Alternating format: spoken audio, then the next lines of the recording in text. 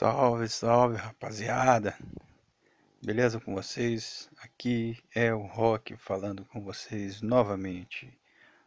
E hoje eu vim trazer um tema recorrente, porém um pouco mais aprofundado dessa vez, tá? Resolvi trazer esse tema porque é bom a gente esclarecer algumas coisas e provocar um pouco de reflexão. Eu gosto de provocar reflexão, como se eu fosse alguém na vida, né? Mas, enfim, foda-se, eu pelo menos eu gosto de pensar que eu provoco algum tipo de reflexão nas pessoas. Então, o tema que eu queria pegar com vocês hoje é novamente sobre hipergamia, mas com alguns adendos. Sabe por quê? Muitos comentários eu tenho visto no meu canal e em outros de pessoas falando sobre hipergamia.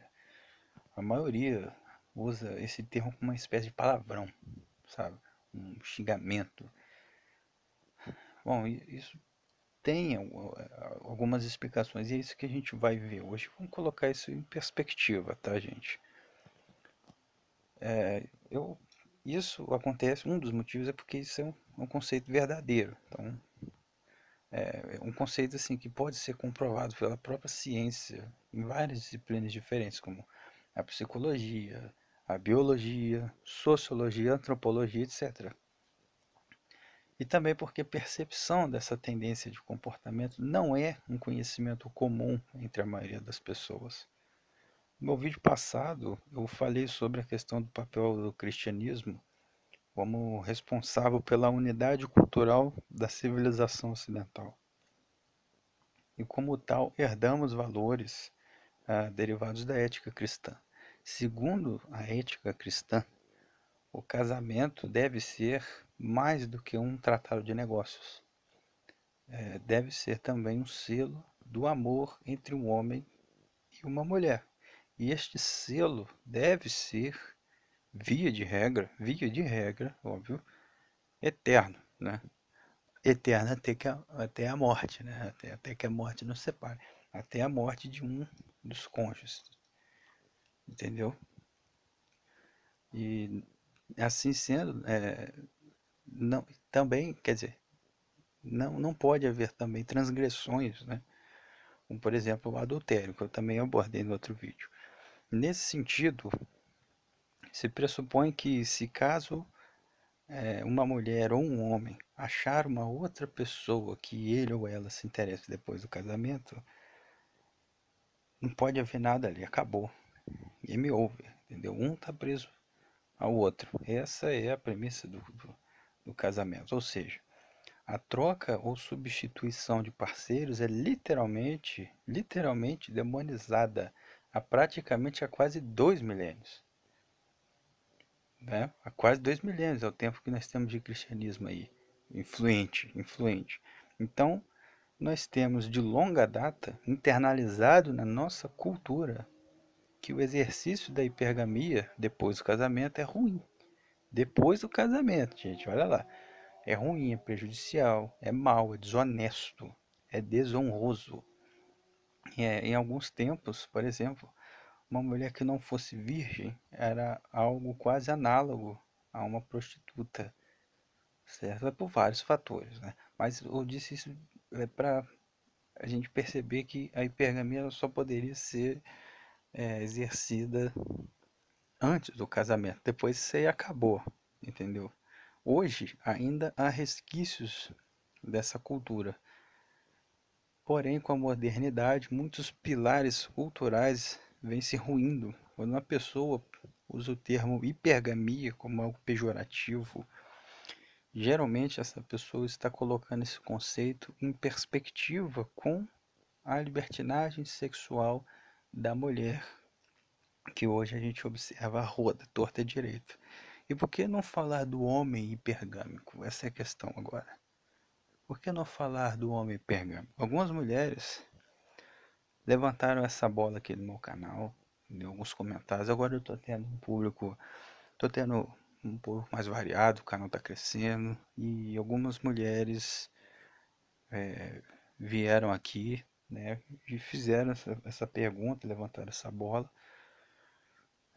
de forma respeitosa, né, de forma assim, coerente. Então, eu acho válido a gente colocar falar sobre isso também, né? Por quê? Qual que é a diferença? Então, se o homem troca uma mulher por uma outra mais novinha, mais coisa, qual que é a diferença da hipergamia,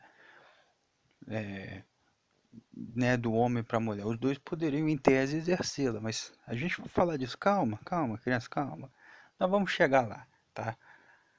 Nós vamos chegar lá. Hoje em dia, voltando aqui, né? Hoje em dia o advento do divórcio sem culpa, é o no fault divorce, e sem justificativa, e com a descriminalização do adultério e com a quase total degeneração moral que assola uma parcela significativa das pessoas, como se fosse um câncer que deu metástase, o exercício da hipergamia é livre para ambos os sexos. Teoricamente. Teoricamente, tá? Vamos chegar lá. Qualquer um pode trocar de parceiro a hora que bem entender.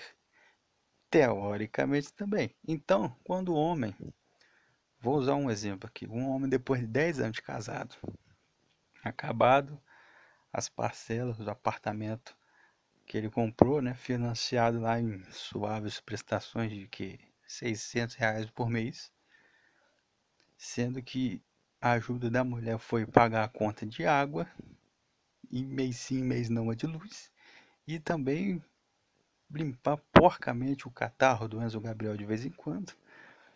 Esse cara, ele pode ouvir a qualquer momento sabe o que que é? Eu acho que não tínhamos mais. Pau no cu dele, entendeu? Pau no cu desse cara, velho. Foda-se. E a regra é essa, cara. A mulher tem total direito de fazer isso.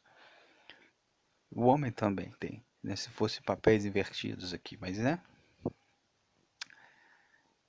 De certo que a casa ia ficar com ela nas duas situações, mas enfim, não é esse o foco do vídeo. Eu só quis dizer que então é justificável nesse sentido, tá? Que é justificável a revolta que a constatação da existência do impulso hipergâmico da mulher possa gerar. Não esquecendo isso, vocês têm que levar para o seu coração. Mais de 75% dos divórcios são iniciados por elas. Tá? Tenha esse dado sempre em mente. Okay? Contudo, uma coisa deve ser muito bem frisada de uma vez por todas, tá, galera? A hipergamia, eu vou conceituar. A hipergamia é a busca pela maximização da qualidade do seu parceiro.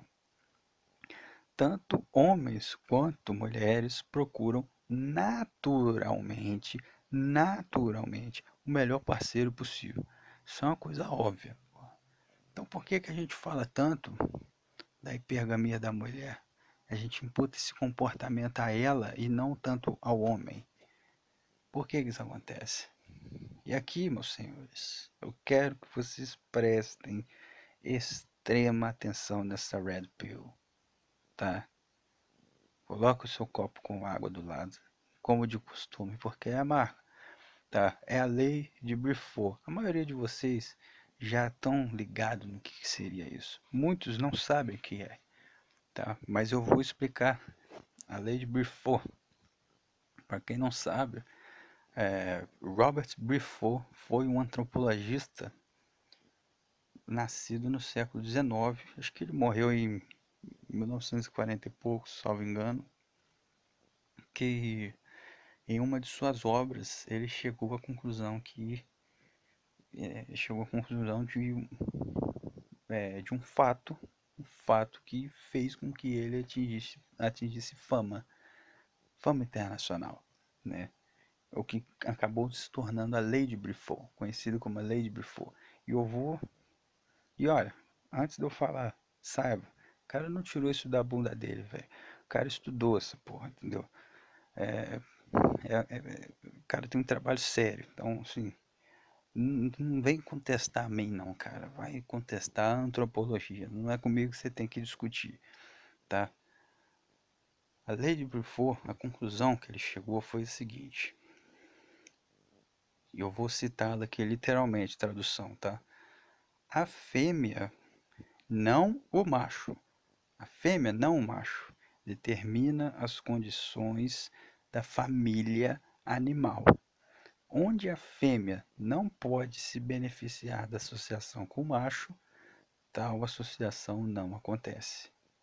Eu vou repetir essa última frase para ficar bem frisado.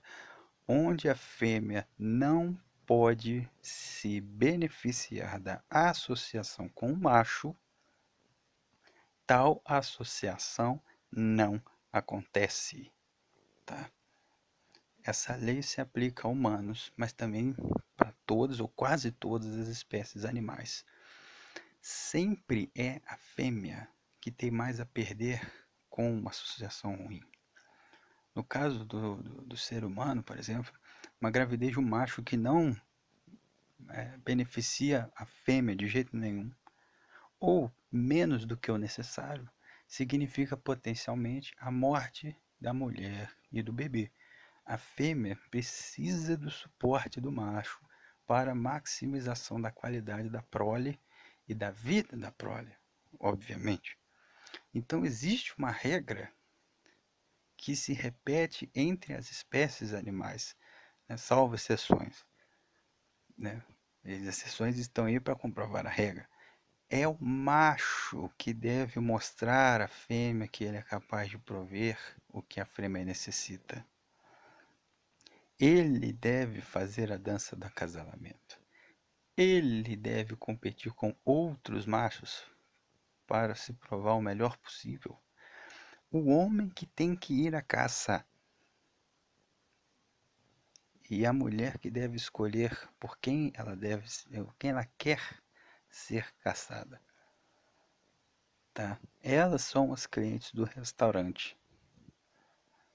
E nós estamos no cardápio, meus senhores. Elas são, os mais velhos vão lembrar disso, cara.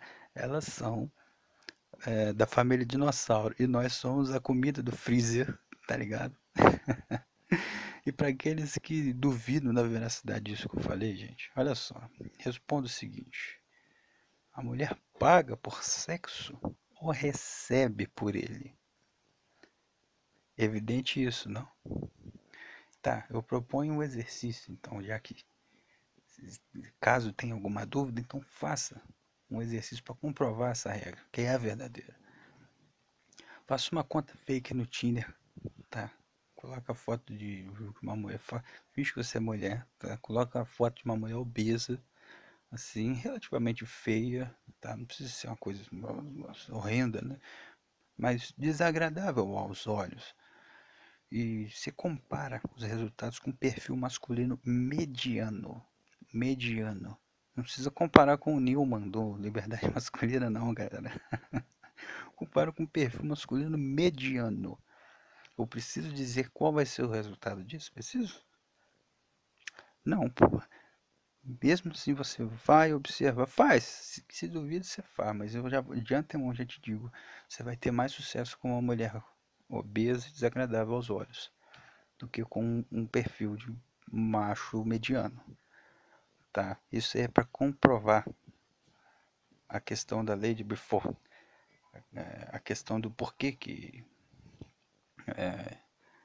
as mulheres elas têm essa necessidade biológica de serem muito mais exigentes, tá? Agora, do outro lado da moeda, o homem, por sua vez, é um ser comandado pelo pau. Vamos ser sinceros aqui. Ainda que ele tenha uma mulher magnífica, de alto valor no mercado sexual, ele vai querer comer as medianas também.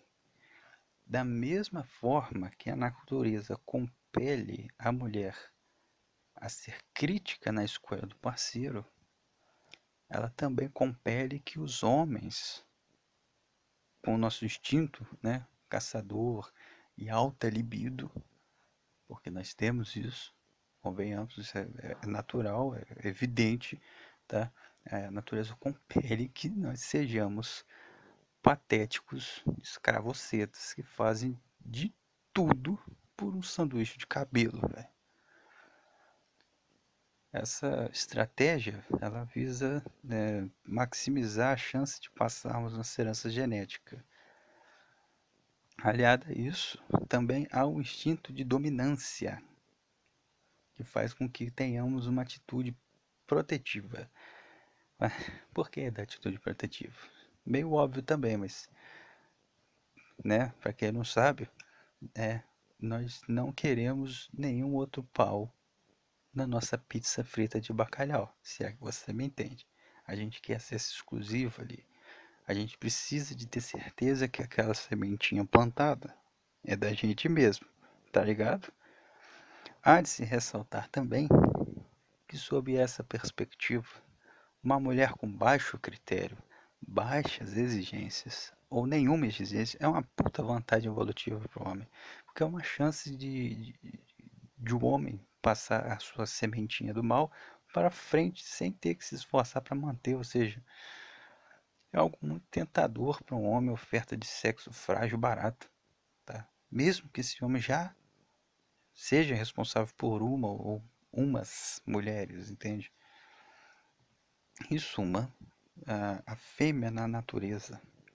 Presta atenção, galera. Presta atenção que eu vou falar que esse resumo é importante. Olha, a fêmea na natureza exerce o papel de filtro biológico, sendo ela incumbida do papel de selecionar apenas os homens mais melhores de bom. É uma espécie de eugenia natural. Eugenia, Rock, por que isso? Você não pode falar. A gente fala que eugenia é um palavrão, né, cara? Mas, porra, vê se isso não é uma eugenia natural, cara. Isso contribui com a seleção natural, cara. É uma espécie de seleção natural, né? E é a fêmea que faz essa seleção natural. Naturalmente. Naturalmente. Certo? Biologia, gente. Biologia comanda a realidade com mãos de ferro. Não discuta, tá? Infelizmente é assim que as coisas são. Ou felizmente, não sei. Enfim, isto posto, e voltando ao assunto hipergamia, tá? Com isso em mente, com o acordo de monogamia cultural, é, muito desse ciclo natural se desfaz, porém, se supre a necessidade de ambos. A mulher tem a certeza de receber a provisão e cuidados que necessita. E o homem vai ter a chance de se reproduzir e ter meio que certeza que os filhos são dele mesmo. A hipergamia, igual eu disse no início do vídeo, ela pode ser praticada apenas antes do casamento, visto que, via de regra, não levando em consideração particulares individuais e generalizando bem, porque é necessário generalizar às vezes, tá? A mulher escolhe o parceiro dela, então é ela quem no final das contas está praticando a hipergamia. Isso é importante pontuar, porque não existe a possibilidade de hipergamia concomitantemente, ou é um ou é outro. Entendeu? Se há igualdade entre os dois em todos os aspectos, então não há hipergamia. Entendeu? Se um dos dois tem um valor no mercado sexual diferente um do outro, existe uma hipergamia, entendeu? Mas é sempre com um em relação ao outro, não ao mesmo tempo. Isso, senão não faria sentido, entendeu? Então tá. Sabemos agora, então, por que a hipergamia masculina, é disso posto, a gente entenda esse entendimento. Por que a hipergamia masculina, entre aspas, é desconsiderada? Porque o impacto dela é muito inferior, além dela ser muito mais rara também, né? O homem ele tem a característica de pegar as mulheres, o critério dele de maximização das chances reprodutivas dele, a estratégia é tentar inseminar o máximo de buceta possível, pô. Então ele pega as que estão, eles vai querer pegar as que estão acima, as que estão no mesmo nível, e as que estão abaixo, meu irmão, e vai sair atirando igual a K-47 full alto. Tá nem aí, bicho. É assim que o homem faz, naturalmente. Entendeu? Naturalmente. Biologia é assim que funciona, tá? Seria então mais acertado dizer que nós temos um instinto poligâmico, pois não nos interessamos tanto pela condição social da mulher. O que nos atrai mais são outras características, como, por exemplo, a beleza física, a amabilidade, a submissão. Não existe diploma nem conta bancária que deixe o nosso pau duro. Igual eu disse, a nossa estratégia no mercado sexual é naturalmente, biologicamente diferente da mulher, tá? Agora é o seguinte, galera, propõe uma reflexão aqui. Sabendo que a hipergamia é natural e que é uma estratégia de sobrevivência, além de ser uma forma de seleção natural, por que usar isso como um palavrão? Quer dizer, eu entendo perfeitamente que a repressão sexual de ambos os sexos é benéfica para a sociedade como um todo, tá? Eu tenho essa crença para mim. E temos a história para comprovar isso. Eu não estou tirando isso da minha bunda, né? Veja o meu vídeo anterior sobre o casamento, tá? Mas eu acredito que a repressão, só fazendo um adendo aqui, a repressão da sexualidade de ambos os sexos é necessária para o bom progresso, tá? E a repressão da sexualidade do homem se faz através da repressão da sexualidade da mulher. Ora, se é ela que é o filtro biológico, se é ela que está no comando, se é ela que aceita ou não a investida do macho, caso contrário seria estupro, na verdade. O estupro é meio que o Game Shark da parada, né? Às vezes você está hackeando o jogo do mercado sexual com o estupro, entendeu? Por isso que ele é tão considerado tão ruim assim, né? Mas desconsiderando essa questão do, entre aspas, estupro, né? É ela que escolhe. Então, se você reprime a sexualidade da mulher, você também reprime a sexualidade do homem. Entendeu? Eu acho que agora ficou claro porque a gente entende esse entendimento, tudo que eu falei agora, fica mais claro isso, né? Para muitos é um palavrão, mas olha, se a gente colocar tudo isso em perspectiva, a gente vai entender as coisas. Por que que acontece isso, entende? Por que que isso seria o mais acertado? Mas o meu questionamento aqui agora é o seguinte, tá?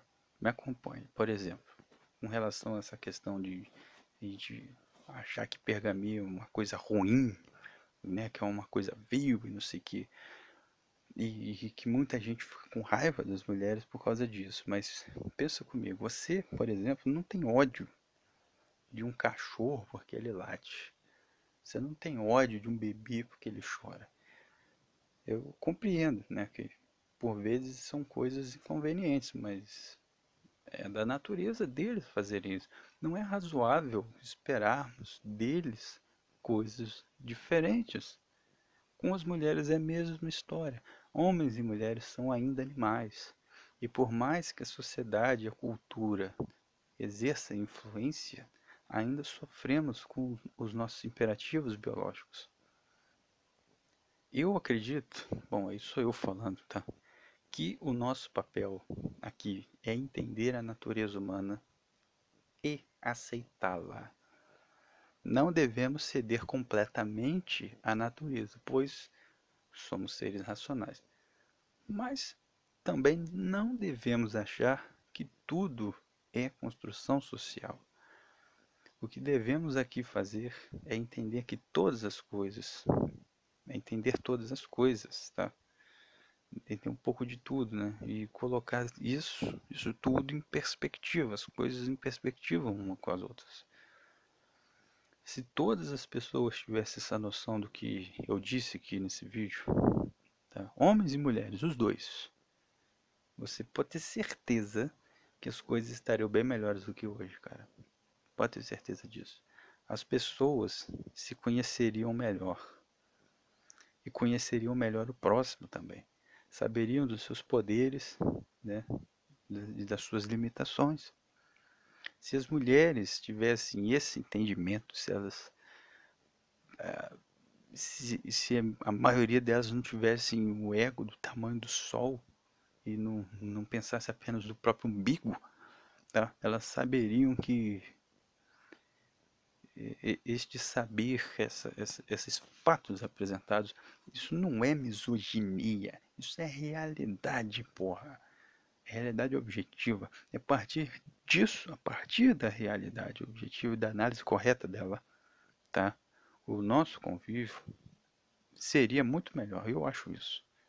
Lógico também, tá? Não pensa que eu tô afrouxando, não, tá? Eu não estou dizendo também que você deva se conformar com as coisas do jeito que estão e que se renda à frouxidão mental, entende?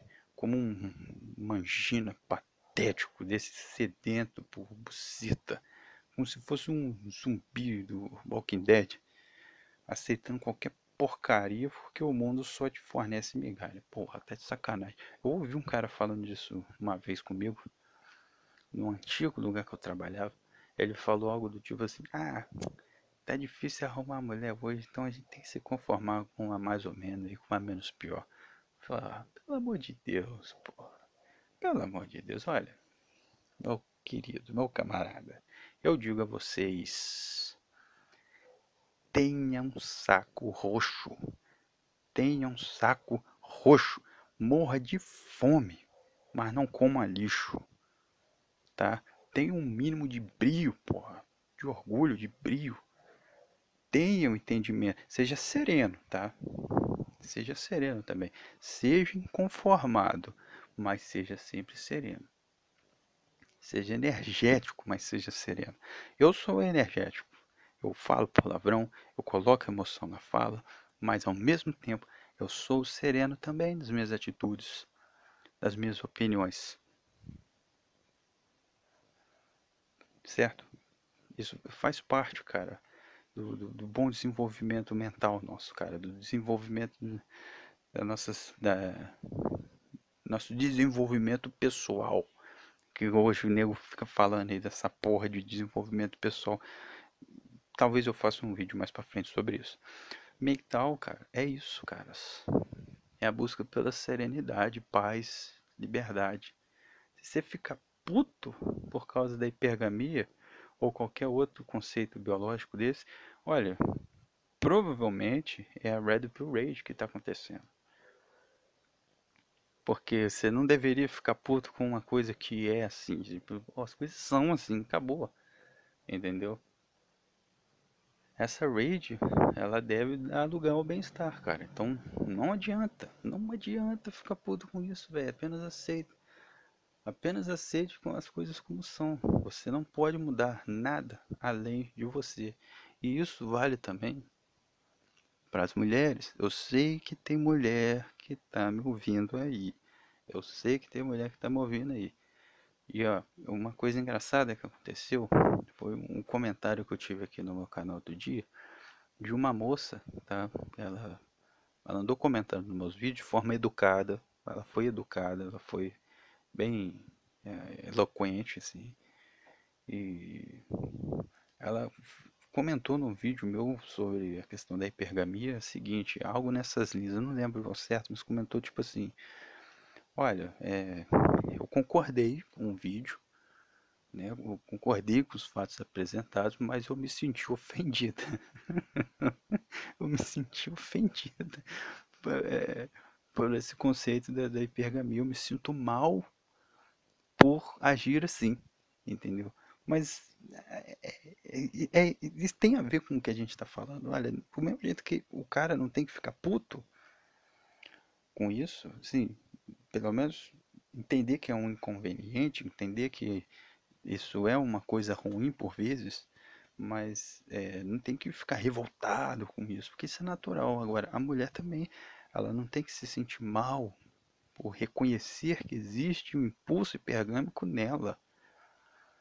Ela não tem que se sentir mal, né? Quando ela se sente mal por causa de algo que é intrínseco dela mesma, né? E alguém aponta essa coisa, ela vai se sentir ofendida, mas não, cara, eu acho que o certo, tá? Aqui, igual eu disse, a gente compreender a natureza humana e aceitar as nossas próprias características, tá? Aceitar as coisas como são, cara. E sair um pouco do mundo ideal de que a gente gostaria de ser e cair no mundo real.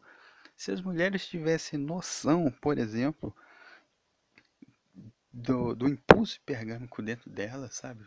Elas entenderiam melhor por que que elas fazem muitas das vezes escolhas ruins, né? Elas entenderiam muitas coisas que estão acontecendo, né? E que muitas vezes elas não concordam, tal, mas quer dizer, ia ser uma luz, entendeu? E não necessariamente você tem que se ofender por isso, sabe? Essa aqui é a questão. Mas, enfim, o que eu posso dizer disso é o seguinte: faça como o Epicteto no Inquiridion nos ensinou, tá? Livro magnífico. Querias ser livre, foi o que ele disse. Queria ser livre, mas para a liberdade existe apenas um caminho: o desprezo de tudo aquilo que não lhe diz respeito. Meu querido, siga o seu próprio caminho e não espere que os outros também o façam. Não compete a você. Cuida da sua vida, irmão, e fica com Deus. Até a próxima.